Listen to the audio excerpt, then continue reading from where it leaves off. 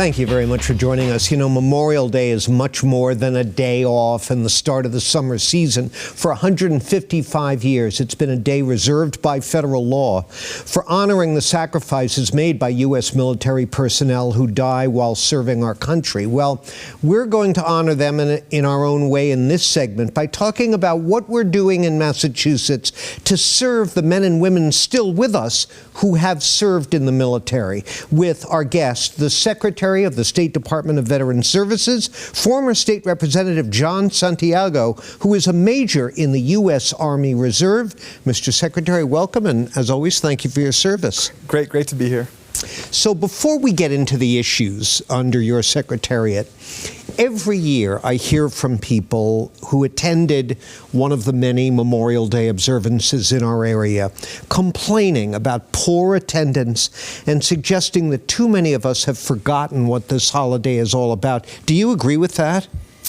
Well, I think the values that Memorial Day represents, I think it's still very much alive in people all across the Commonwealth, all across this country.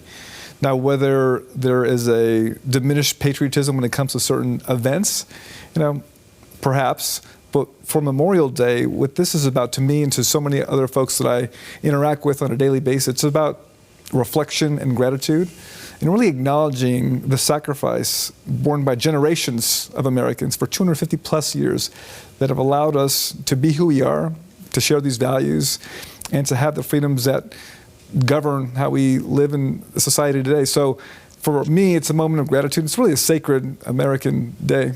What's the number one problem confronted by veterans in Massachusetts right now? I'm going to guess homelessness.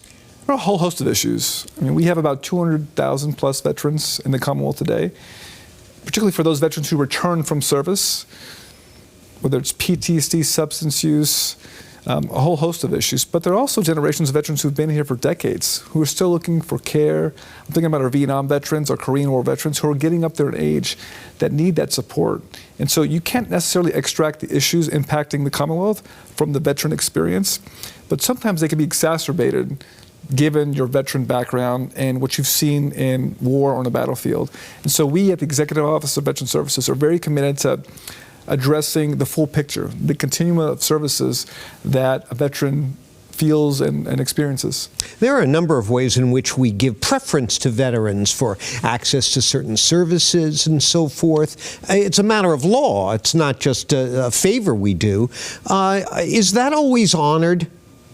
And it's rightfully so that we should be doing this. These are people who signed their name to defend this country. And so at the Executive Office of Veteran Services, we are doing that. As you know, it was a challenging couple of years with respect to the veteran experience in the Commonwealth. During COVID, you're talking about. Particularly during COVID, we had 100 plus veterans tragically pass away at Holyoke and Chelsea. And so my job was to come in as the first Secretary of Veteran Services and really transform and turn this around. And so at the homes, per se, this was an institution that was stuck decades ago, using paper medical charts, paper scheduling, not licensed to be a nursing home, ran by people not licensed to run nursing homes, with dilapidated infrastructure. And over the course of 2 years, we've completely turned that around. And I can show you that with outcomes telling us that care is better, quality is better, and folks are excited about being there. That's at Chelsea and Holyoke. I've got a break, but you've still got long waiting lists to get into those facilities, right? Well, they're correct. That's because the number of folks that can reside there now, it's about 100. Yeah. But with the new development, that's expanded considerably. At Holyoke, it's going to be up to 200 beds. And I see you're talking about a third soldiers' home. Perhaps. I mean, we'll have to send an application. These homes are funded by grants from the federal government. Right. And so that's a long process, but something we'd like to do in the future. So it's been a couple of months since we learned that the Federal Department of Veterans Affairs planned to cut 17% of the workforce at the VA. That's 83,000 jobs nationally. How is what has happened since affecting services here in our state? Well, let me just say this. The VA is a lifeline for veterans all across the Commonwealth. And as a veteran myself and a physician who's cared for veterans and service members, this is increasingly concerning. And we're talking about a 15% decrease in staff supporting veterans, whether that's at the VA or some of the other centers that the VA utilizes. As a physician, who works right now, we need that supportive staff to do the work that we need to do. And so we're already seeing cuts to services across, not just the Commonwealth, but across the country. Now, they haven't enacted their grand plan yet. It's a current discussion going through the halls of Congress right now. But it raises significant concerns on whether veterans will be able to access their care, particularly in the setting of the PACT Act that was passed a couple years ago, which significantly increased the eligibility for a veteran to get services. We've increased about 1.5 million veterans all across the Commonwealth can now get services because of that. Those are state funded, though, right?